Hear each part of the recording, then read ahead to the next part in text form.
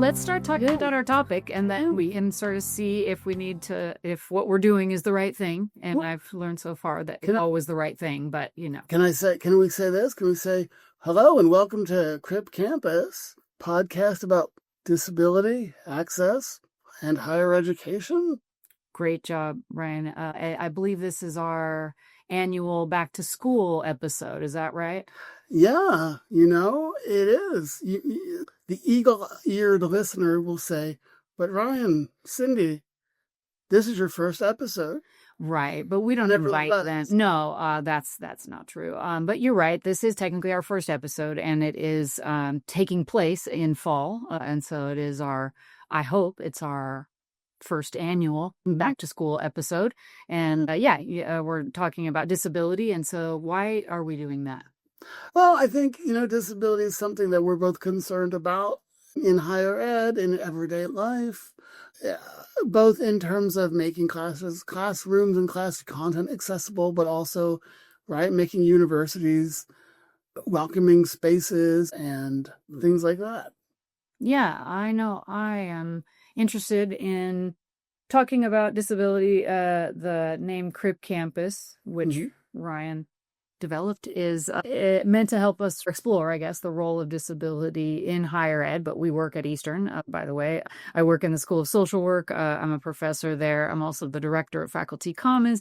And since I became interested in disability, actually because of Ryan Parrey, to be honest, because I attended some events once upon a time and just started taking an interest a few years ago, and I became totally fascinated with the marginalization of population. I mean, that's already my job, but thinking about the specific marginalization of people with disabilities really just inspired me, we could say. And so, I published several papers on this topic, and it's kind of like a hobby of mine. It's a special research interest to think about disability. But then, wow, as a teacher, since I started thinking about this, the way I do my classes is totally different. The way I interact with the material is totally different. And so that's kind of what motivates me to be here and talking about back to school. It's a time when this stuff shows up like in my inbox as a faculty member here 6 times a day. I mean, we were in the first part of the quarter, and I've received, 20 emails having to do with our accommodation SAS, our accommodation department, having to do with the students. And I'm trying to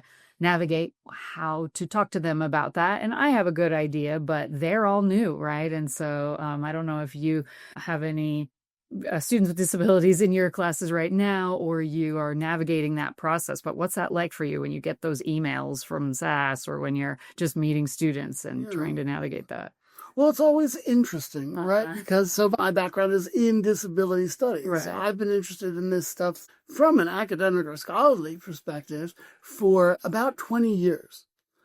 And what it's like is when I get SAS accommodation letters, is I read them and I reach out to students. And then in the classroom, I have already worked to make the class accessible so that hopefully specific accommodations for specific students are already taken into account. And when they're not, of course, we strategize. But I've seen and heard about other people getting accommodation emails and really being struck with, well, what exactly do I need to do? Or even questioning, right? If the student needs an accommodation, can they do the work? And so, I know I'm jumping ahead, but when we're coming back to school, one of the things I try to remember is that even though I've been doing this for 20 years, it may be a student's first day of school. Right. And even if they had accommodations in high school, it's likely they didn't organize that. And a lot of the work with students, one-on-one usually, is saying, hey, I know you've never done your accommodations before. Let's actively work together. Let's look at the syllabus.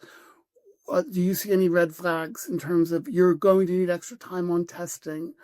Or, you know what, in the classroom, I showed videos. I do my best to make sure that they're already captioned before somebody says, excuse me, I need captioning. Because then I don't have to worry about what if somebody shows up. It's ready to go. Yeah. And I don't know if I've over-answered your question. Well, you inspired me. I'm coming from the social justice kind of perspective, and I also have had people in my life who were on 504s, who are on special education plans, IEPs during K through 12, and we know that the laws that help students access accommodations in the K through 12 world are different than what we have here, right? And so these folks, these kids, because I'm referring to when they were in K through 12, right? Right, when they were kids. Yeah. And if you've ever watched a kid go through that system, you have some teachers that are really excited to help with their IEPs, and you have some teachers that really see it as a chore. And no matter what, the kid is involved somewhat in that, right? Whereas they come here and it's on them to go and navigate all these things. And instead of it being like, oh no, now I'm an adult and I have to do all that stuff that the adults were doing too, we might be able to present it as an opportunity to them, depending on how we act toward them when we get those letters. So if I get it and I'm a faculty member like, oh, I have to do extra stuff because I got this letter, then the kid, or now an adult, they're going to yeah, exactly. Whereas if it's kind of like, wow, what a cool world you've graduated into, you get to navigate this system, with us, with your own contributions versus just sort of sitting silently in an IEP meeting that has the special ed guy and your mom and whatever. I've sat through those, and they're not very, they don't include the child that much, right? And so I actually think, secretly, it kind of is a little more responsibility for the person that we're talking about, the student, but maybe we can frame it, when we should, as, wow, this is something that you're empowered to do. Now you're living on your own. You're empowered to do your grocery shopping. You're empowered to talk about your accommodations. And just because you have the ones that say extra time on tests, well, we looked at the syllabus and you talked to your teacher and no, there are no tests in this class. So now you can say, oh, cool, I'm glad I have that. It's not relevant for this class, and, move on to the next thing. So, and you feel that much more comfortable the next time it comes up of saying, oh, I know you're not going to be stressed about this, professor, hopefully. Right. Or if they are someday, you can say, hey, no, this is not a big deal. Right. And you've talked about that before, the balance between self-advocacy, the need to learn how to be a self-advocate when you're a person with a disability or disabled person. We could talk about the difference between those phrases at some point on our podcast. Right. So this idea that a student must learn to self-advocate versus somebody sort of taking care of them is also something we should probably talk about on this podcast, right? Because it's kind of like, hey, look, you learn how to do this, and now every quarter when you have to do it again, you'll have those strong self-advocacy skills. And the responsibility for making sure that you're successful at this university is shared with your teacher. So, like, good job being a good self-advocate. We as faculty have a responsibility to ensure your success as well. Right. And sometimes that might be saying, I've had students and I've been a student who isn't sure that they need something, just knows that they're frustrated. And nowadays I try to approach them and connect and say, hey, have you ever heard about extra time on tests? I wonder if you'd benefit from that. Now, I don't have tests in my classes, but, the point stands. I'm reminded of my sort of go-to. Now, on the podcast, you'll probably get sick of hearing about this one time this happened to me, but that's how I talk about these things, especially, right? When I was a sophomore in college in 1998, and I went to my teacher, like the responsible student, with an accommodation plan, and I said, got Professor so-and-so, I'm here, I have a significant visual impairment, I was an English and philosophy major, and this was a criminology class. And I said, I don't know what the test situation is here, but in a lot of my English and philosophy classes, it's short essay questions. And what I've done in the past year is I'll get like the night and I'll take it home and I'll type it up on the computer and email it in or print it out and whatever. And I said, and that seems to have worked pretty well. And I don't know if it's because this person was a criminology professor or not, but she absolutely gave me a look and said, I bet it has. And I picked up on the tone and I said, what? And she goes, you're not going to take the test home. You can do it down the hall. Obviously, but reading between the lines, because you could cheat. I'm a criminologist. I know people cheat on things. You're not gonna. And, to give her some credit, she was a criminologist and she knows that people cheat. And I guess it could have been really easy. It hadn't occurred to me until that day. I spent a whole year, I could have been cheating, but I didn't. And it was a small school, and it was a small school, and I was a young white kid. So no joke, I walked across campus to the president's office and knocked on the door. Kind of bold, sort of bold student. Yeah, I didn't know I was that bold until I did the thing. And one thing led to another. And I did the test, and I did the test down the hall, and I had an hour or whatever it was instead of 30 minutes, and I did fine. But even in that story, the hardest part wasn't the questions on the test. It was figuring out, navigating and negotiating access. It sounds like with someone who had an attitude already. I mean, thanks for giving her credit for being a criminologist. Everyone knows how cheating, works or whatever. But I mean, you were up against somebody who started with doubts about your intentions. Yeah. Versus presumably. Somebody that was like, all right, you're a person and you're saying something to me. Let me just listen and see whether that sounds reasonable as far as will it fit with my content, etc. Well, we know because we read this book, Academic Ableism by Jay Dolmage, and other books. Right, that there is and because we've talked to other faculty, right, there can be an assumption that access needs means, well, you can't keep up. You can't really do the work that other students can do. And I'm going to, at the very least, judge you. Right. And that's no good. Well, so we've gotten the message out that faculty will be receiving some of these letters. They probably already received them or will be. And their attitude toward the student and toward the entire experience can be, can color the experience in a negative way for the student or maybe a positive one. The only other thing I wanted to bring up specifically today in our back to school episode is, what about faculty? So we're talking about students who are disabled or have disabilities. What can we say about faculty? Because we did a new faculty orientation this year, and I know that faculty start their job within just a day or a week of when they start their classes. Sometimes it's really a short time, right? Oh, yeah. And so if I show up and I've already been given my workload, in other words, which classes I'm teaching, and they tell me it's 3 classes, they're from 8 a.m. to basically 3 p.m. Mondays and Wednesdays, and I get to my room and there's something about the room that doesn't meet my access needs, or there's something about the schedule that doesn't meet my access needs.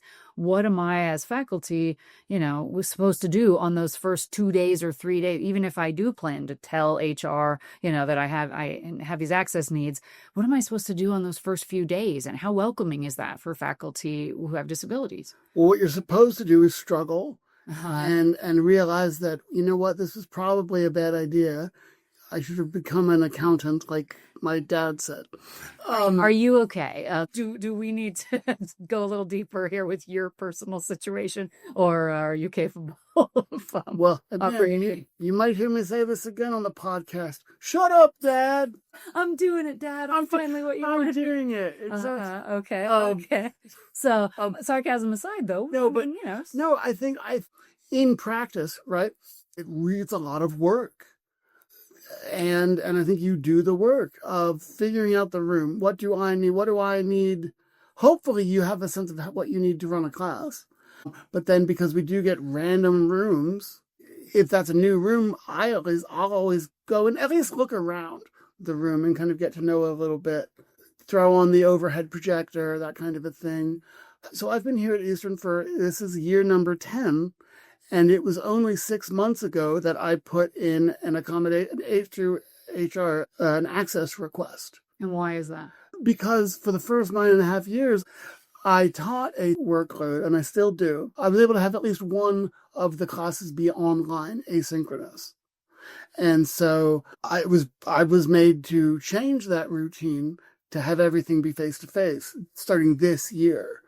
And it occurred to me that I had it down when it was 2 face-to-face and 1 asynchronous. That was, a year ago, that was easy. So when I knew I was going to be making the change, I thought, well, I know the time that it takes to grade, the time that it takes to prep, but also the time and energy that it takes to do the work of doing a decent job teaching a class. And I knew that if I tried to do that 3 classes a week face-to-face and all by myself, the other work I have to do, I would not be able to do it. At least not well. Something would give. The quality of my input and output would suffer. And so what I've done is my accommodation, I hope this isn't violating my own secrecy. I think you're allowed to talk about your I don't know. the environment. I don't know. For a few years I've been paying out of pocket a reader who she lives across the country and will literally read to me material that I'm reading to get ready for class or student work as well. And then I'll grade it and do whatever. And now that is partially paid for as an accommodation thing. Hopefully to make that aspect of the job more accessible, to give me the literal time and energy budget to do the 3 face-to-face classes. You're making me think about what we've read. I know you and I have read several of the same books as far as, Crip Spacetime by Margaret Price is the one I'm thinking about right now, as far as having to predict how your disability will manifest over a period of time, because I don't know how not me personally. For example, a person with a chronic illness that has flare-ups and so forth. It's like, well, I need to be able to miss work at some intervals, and I don't know when they are right now, right? And then it's sort of like, so should I sort of start with a low number and then disappoint myself when I have more flare-ups? Or should I start with a high number and disappoint my employer when I say, I think I need to miss like 50% of the days of work, and then I'm doing okay? Do I feel some pressure to like just kind of stay at my house and be like, I guess I'm having a flare-up, right? That's, and so this... earn the accommodation. Exactly. And as you know, people will judge you for not having the exact predicted set of symptoms at the exact predicted times. Exactly. So that's one thing that comes to mind when you're talking about that is I'm imagining, wow, somebody says, all right, write down how your disability is going to affect you in order to receive accommodations. And I don't know, right? A person may not know. And so it's like in your case, you're assuming that you don't have enough energy to do X, Y, Z. If one week you feel fantastic, do you think you would actually, hold a class face to face? You know what I mean? Like do the thing that was the original thing? Or would it be better to just sort of avail of the accommodations so that the university doesn't get the idea, hey, this guy was actually more available and had more energy than I thought he did, Yeah, I know that so far at least, there are weeks when I have 8 hours of working with my reader versus 2. And sometimes that is, she'll call me and say, okay, it's our agreed upon phone time. And I'll say, great. I stayed up late last night and I did XYZ, so we can cross that off of our agenda. Or I've decided I don't care about that right now. Let's focus on this. I mean, it's always about prioritizing. But absolutely, there is that assumption that for disabled people in general, but faculty in particular, well, of course, predictably and consistently, number one, what you need and why you need it and when you'll need it. And just tell me in advance. And you can't possibly deviate because, well, you've told me. Right. It's very...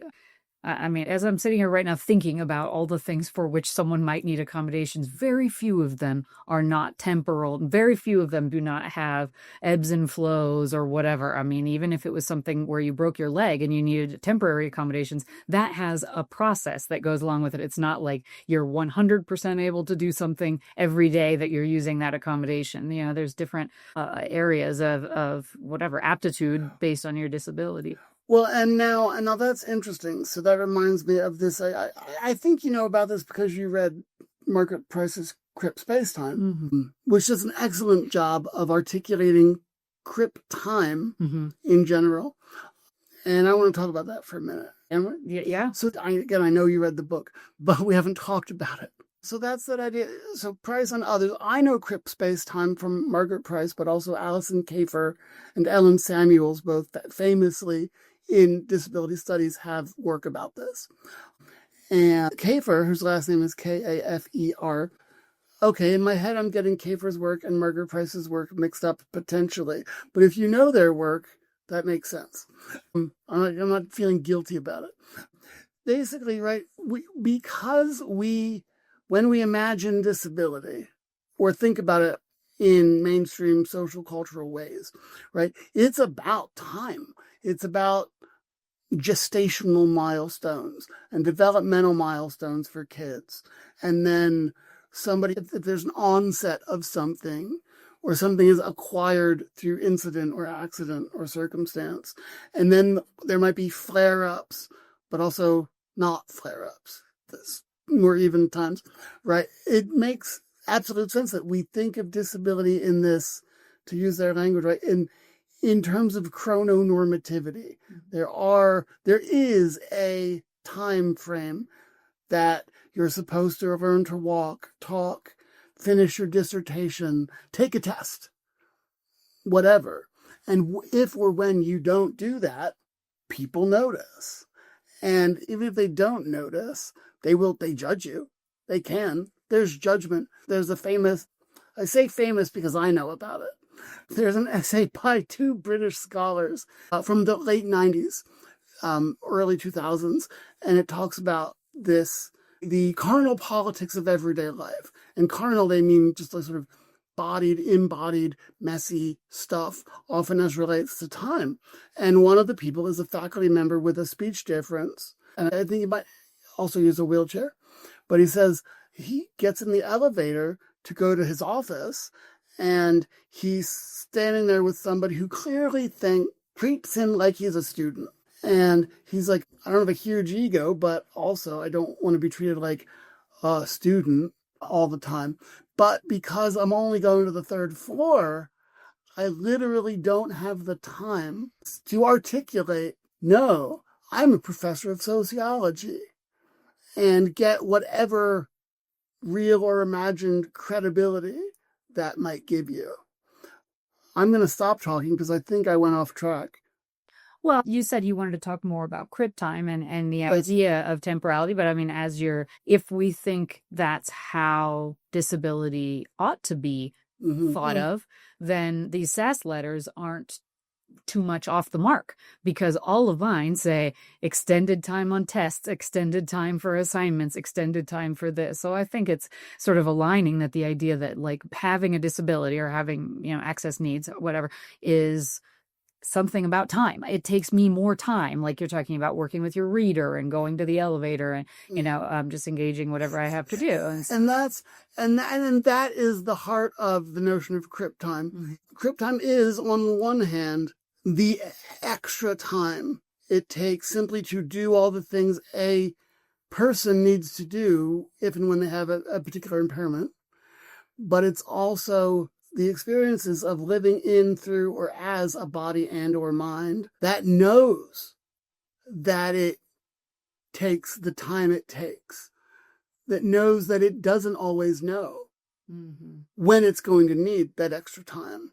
Mm-hmm. And do you think in this environment, well, this is a leading question to ask you, do you think in this environment where faculty and other people often don't have a lot of time, I'm making air quotes here, and we experience it, right? My day today was pretty busy.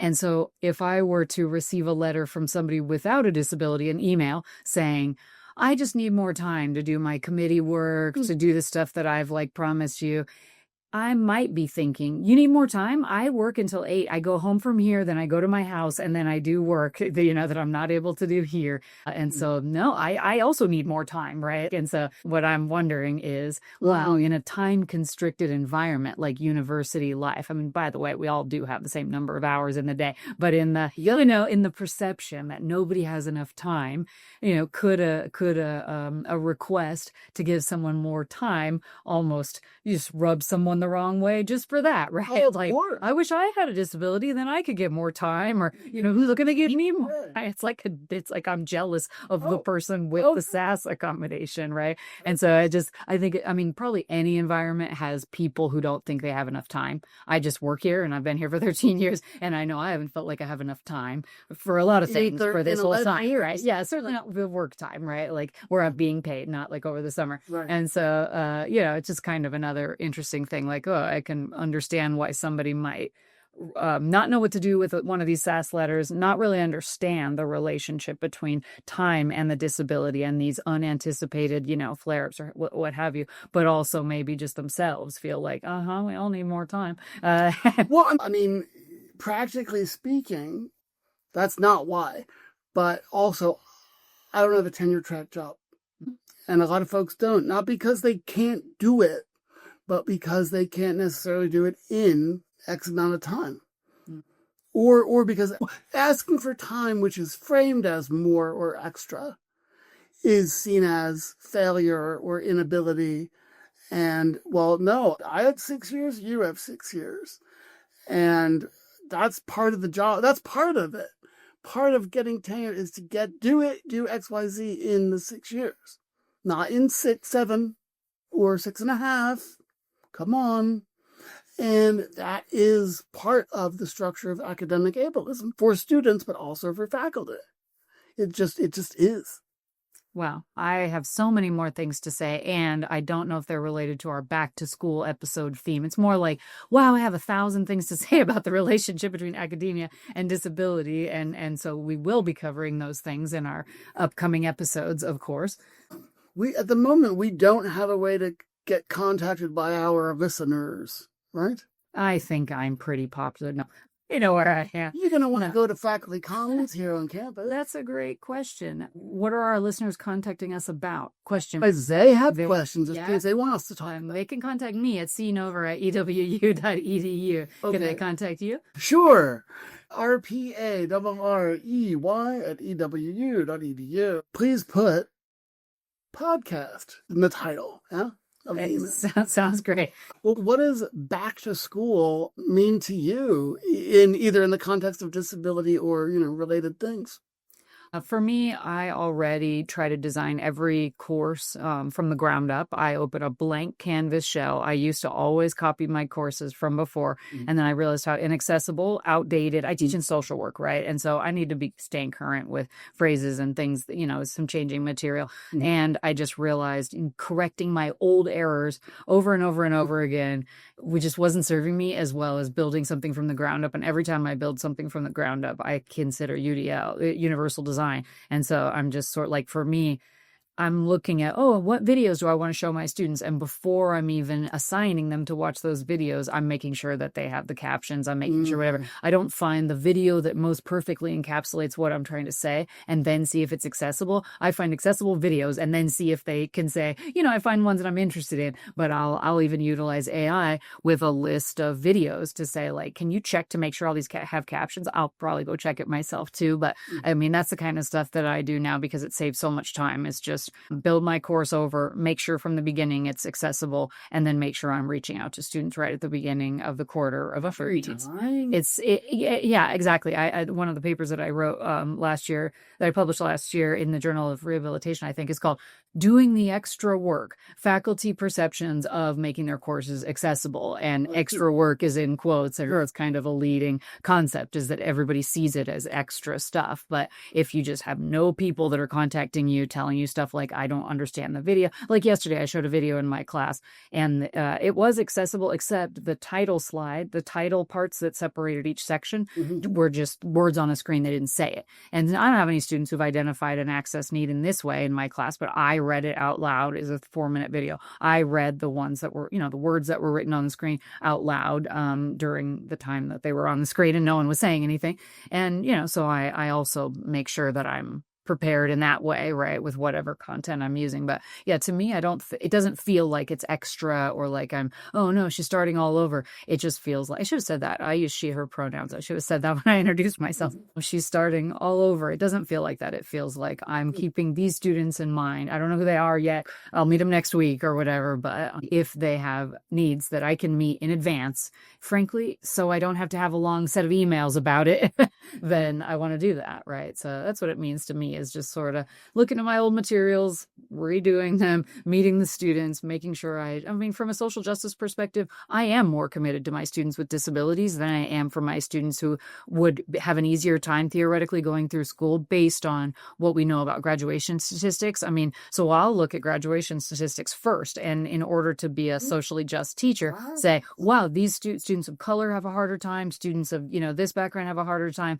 And I tell the students that. I told them that yesterday, hey, from a social justice perspective, some of you were already basically going to get an A, and some of you were already not going to do that good. I'm going to focus on the second group because I'm trying to promote social justice in the class. I'm sure the rest of you will be fine. And I'm not going to not teach them. I'm just like letting them know that their privileges, etc., sort of got them to where they are. And I bet they don't need as much support as some of the people whose graduation rates are different. So this is an evidence-informed speech I'm giving, not just because I feel like I like the ones with the marginalized backgrounds or whatever, right? And I just had to bite the bullet. I'm sure somebody did, their parents, and they're upset. Right. Personally, I love that. I think that's great. I mean, because that, whatever privileges you bring to your education, right, they're happening. They're happening whether you explicitly talk about them or not. Right. And so they're going to get you through. You'll be fine. I hope, presumably, right? We don't even have good language, right? I don't think, to talk about this stuff. I'm struggling to think, wait, what do I mean to say here?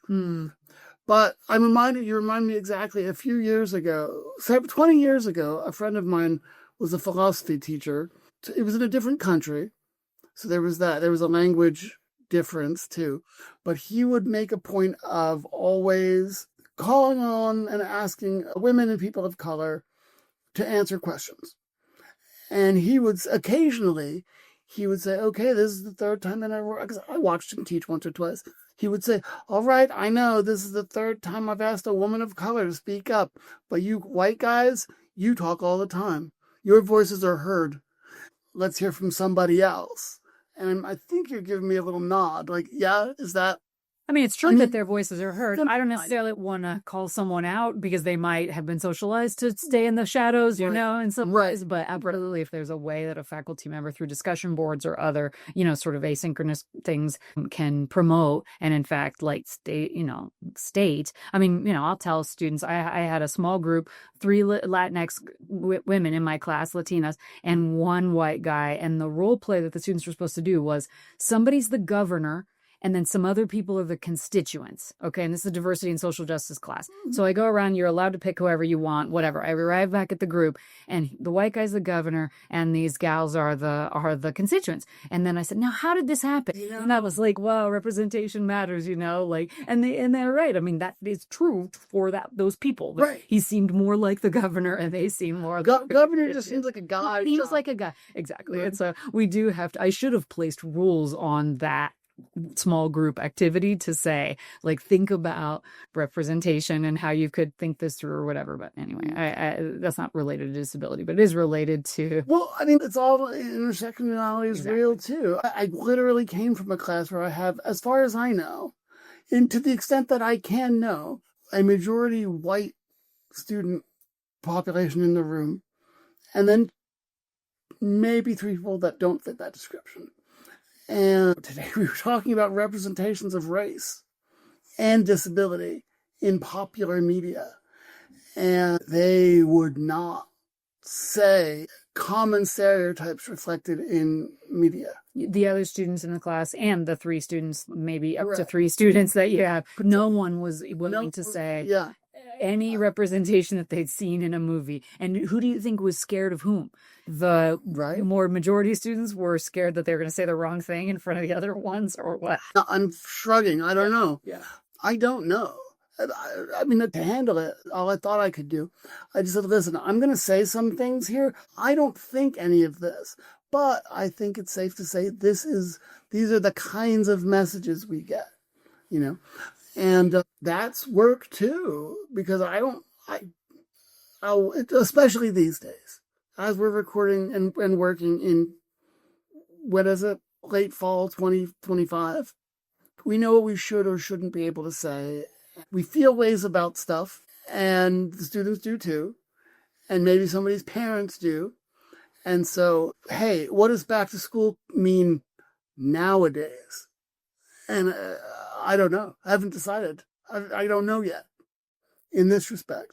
Well, you know what the music means. No, but just wait. Now, is there anything on our agenda that we haven't actually talked about? I just know we've been talking for a long time. Like, if Jim stopped us 20 minutes in last time and said, this is an hour presentation, then... Well, I was just saying, like, the amount of content that you were covering would be equivalent to an hour presentation. Not that it was, like, an hour. Yeah, though now we've been talking, like, literally for 50 minutes or something. Right? Oh, you see, like, 47, okay. which is fine. Okay. And because that's a good point. I like the idea of now I want to intentionally actually reference an actual thing with an actual concrete pedagogical example every episode. Okay, that's a good idea. This is a thing we do. Okay. But I thought when I interrupted him to say, you know what the music means, was a pretty funny time. So you could still edit that to end. I've already, in the previous episode, injected the Dr. Katz music twice. Oh, good.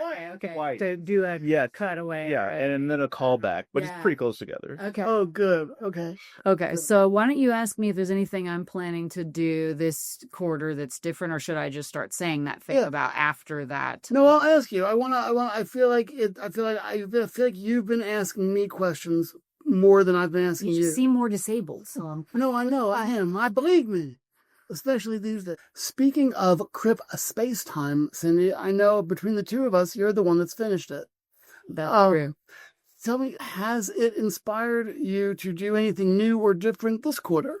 Yes, I thought for the first time about what I'm doing when I'm thinking. I've heard if you have an active learning classroom, the students are talking and you're not. Right. That's one way that you can know that, and I don't mean they're talking like, just talking about social media, but they're like doing the assignment or whatever. Mm-hmm. And so I always thought, okay, well, I'm going to put them in small groups and they're going to discuss the topic and the information will be generated from within and then we'll be co-learning. And I'm not even saying those are all, anything that is bad about that, but without supporting students with the process of what is supposed to happen when you get in the small groups, especially if you're expecting them to reach a conclusion. Like talk together and figure out what the most important contributions of the Greek society were in our modern society or whatever, right? That there's an answer expected with that, right? And so without guiding the students about whether they're supposed to be sharing the amount of time talking, whether there's a student leader, whether someone is expected to be writing something down, these kinds of roles, a student with anxiety or a student who is having trouble navigating, even if it's like English as a second language or something like that. I mean, that would probably be the scariest thing you can have them do. I mean, maybe standing up in front of the whole class giving a speech is the actual scariest thing you could have someone do. But having to talk to someone spontaneously who I don't know, when I'm not really sure what the in-group, out-group rules are, and my disability makes it so that the sound in the room is quite distracting and whatever, I've been throwing these people to the wolves, I think, right? Instead of really creating this excellent, inclusive, environment that I thought I was creating. And so I really do this quarter. I mean, I'll have them talk. Okay, here's a thing that I just put up on the board. Talk to someone about that. And I try to arrange the groups in a particular way. But I really want to make sure that, I don't know, maybe that the students understand, that I understand that lack of clarity about what is supposed to happen in the group and who's in charge and who's supposed to be talking. And are you forced to stay in this room where all the other loud voices are? Or can you go out in the hall or whatever? I've just been sort of saying do whatever you need and then just come back in 20 minutes and then tell me what your answer is. Wow, that's probably not going to help open up some of the students that are maybe already kind of nervous in that space or have some access needs related to speaking out loud, listening in a room full of people. And I just want to give more attention to that and make it explicit, right? Like, I'm aware that this kind of activity doesn't suit everyone's needs. And I surveyed the students at the beginning of the quarter to find out what kinds of activities in class they like the most. So do they want to watch videos, hear lectures, etc.? So I've already learned, but I've just learned in percentages. It's an anonymous survey. And so, I just sort of want to probably reflect back. Like, I can see that some of you don't like small group discussions, right? In order to make it a little bit easier, I want to make sure everybody understands their role and let me know if you have any questions or whatever, instead of I guess I just thought, oh, they're going to love it if they get to go out and walk around the building on a nice sunny day and maybe kind of do their group work while with they're a out. stranger. Yeah, exactly. That's the way I need to be thinking about it. Even me, if somebody told me, okay, here's 3 of your coworkers that you just met in some meeting, now go do an assignment with them or talk to them or whatever. That's my worst nightmare. I'd be like, hello, can I just do this myself? Actually, that's another thing. With UDL, you can do it by yourself. And so in my class this quarter, students can either do a presentation in front of the class or record it. They can work by themselves or with a group. Everything has some option. They still have to meet the assignment expectations, of course. And so students feel a little uncomfortable with that sometimes. They're like, but which one do you like? And I'm like, I don't really like any of them or anyone in particular, right? And so what I like is you demonstrating that you have the material. And that is so unfamiliar to students that they are nervous about it, if you will. But I just try to create a supportive environment. And I guess for me, as I've mentioned already, laying bare or being specific or transparent about why they're doing what they're doing, and that I'm aware that there might be some barriers and I'd like to try to ameliorate those, is important to me. And I just had never thought about small group work as this kind of like oppressive activity until I finished that. I shouldn't say until I finished that book. I'm sure you too, in the middle of the book somewhere, can learn some important things, but meet me over here whenever you've finished it. Well, we've all read books. That's so great. Looks like they've got more books on your shelf than you have more notches in your bedpost. Notches in your bookshelf. I like my books like I can't say that on recording, and I won't. I don't even know what it was. I know some of the endings of that joke, but I'm not even sure. Just like on the shelf, Done. Unfinished. Done was what I was going to say. But before I forget, I was just noted. I think we're both listening with respect. So why don't we go? Right. Yeah. Oh yeah. I never thought about that. This is the first time I ever thought about that. Me either, until like a second ago. Yeah. Wow. That's a good point. I don't know if this will be useful or not, but I really disagree with the points you've been making and would like to talk more about that. Garbage. Just Two thumbs garbage. down. Thumbs down. Human garbage is what I say. Okay, I would like to no longer be recording in 5 minutes. And so let's talk about some. So, Ryan, we're going to finish up this episode here soon, and then we're going to have some more episodes, I assume, on some basis. So. Yeah, me too. I hope we don't get canceled between now and our next episode. And so we should probably have some guests. I met some new faculty at our new faculty orientation who seemed kind of interesting. What about like SAS, or who should we have as guests? Yeah, I think it would be great to have new faculty, both to bring them in, make them feel welcome, but also because presumably they're that much more got their pulse on the latest and greatest, whatever it is they do. I hope maybe. So yeah, new faculty, old faculty, definitely folks from SAS. I could see bringing students at some point too, because they are important and their perspectives matter. No, I'm actually interested in to the extent that students actively think about these things, which I'm sure they do, whether or not they have to. What do they think? What are they thinking these days? And do we run the risk of exploiting anyone by inviting like faculty who identify as disabled or students who identify as disabled, right, and being like, all right, give us all the information for an unpaid amount of hours that we're going to be recording this? How do you avoid exploitation? Wow, you sure are a social justice-minded person. One could say a warrior if you were so inclined. You could. That's a great question. I don't know. Are there practices and procedures in place? If so, let's do those. If not, consent is just, like, hey, we want to talk to you and we're aware that this is going to be like an unpaid hour. We do have some snacks that you can eat off mic. That's right. It can be kind of touchy. Yeah. I hope that would be good enough. And if not, then please feel free to say no. Right. Yeah. We'll ask it in a neutral sounding way. Yeah. Yeah. How about you? Is there anyone in particular, any groups? Yeah, I would just love to be able to talk in the future about things like, so we had an Office of Diversity and Inclusion, Equity and Inclusion, and that's changed now. It's under kind of a different umbrella, and I don't know if that strikes anyone as being less inclusive to sort of change that name and have some different sort of whatever. And so I think it'd be interesting to have somebody from an administrative position at some point here as well. Like, what's the university's commitment to access, and do you think about that? Because you pointed out, we don't need to get into it right now, that a recent policy or a recent email that was going around about student behavior in the classroom could strike a person as being slightly ableist, and sort of, students have to behave in a certain way. And so we're not including students who have behaviors that could be linked to access needs or a disability, right? And so it's kind of, one should want to make sure that the missives that go out don't accidentally sort of blame people who might be acting that way, sort of outside of their decision making. Right. And I'm probably too generous with credit, but I think administrators want to do the good, best, positive things, right? And within the rules, there's only some ways that makes sense.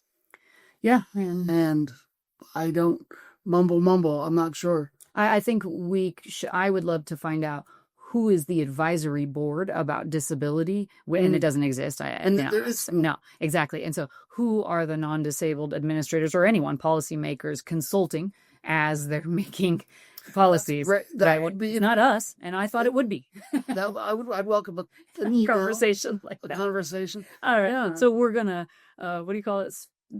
Skewer an administrator on the air about how they're making their policies without a disability advisory board, and then offer ourselves as people with compensation to be that advisory board. Stay tuned. Yes, stay tuned. And the thing, what I like about that proposal of yours is it's very much it's in that spirit of advocacy and activism. I went to a Jerry Lewis telethon protest once, and when the head of the protest group got to speak to a representative of the telethon, they said, what do you guys really want? And the head of the thing said, well, what we really, ideally, you pay us X number of dollars to explain to you what we want formally and to strategize us about how to get it. But for now, since you're not doing that, turn your cameras off and shut down the production. Wow. That's real talk. Yeah. Wow. Yeah. Very interesting. Yeah. I mean, this was 20 years ago, but. Yeah, I doubt anything has changed. Yeah. Well, yeah. And I don't know. I think whatever administrator wanders around the studio, I don't want them to feel coming into it like, I got to be careful, right? And I hope not to create that atmosphere for anyone, but it's just, I think it's more of I'm sort of curious, like, who's making these decisions, or how do these kinds of things, because I imagine if somebody were to be making some decisions about students of a given other marginalized background, like race, religion, ethnicity, etc., someone would be consulted about something, right? We're going to make a policy about students whose background is from India, which is a weird thing to do, but with students with disabilities, we have that, right? And so disability as diversity will be another upcoming topic where it's sort of like, well, nobody's making policies about that because that sounds weird. I know, but if you had to, for various reasons, you'd probably want to involve some Indian people in that discussion, right? Like, so one would assume. So, yeah. And that's why, again, representation matters at every level. Oh, and one more thing. You know what the music means.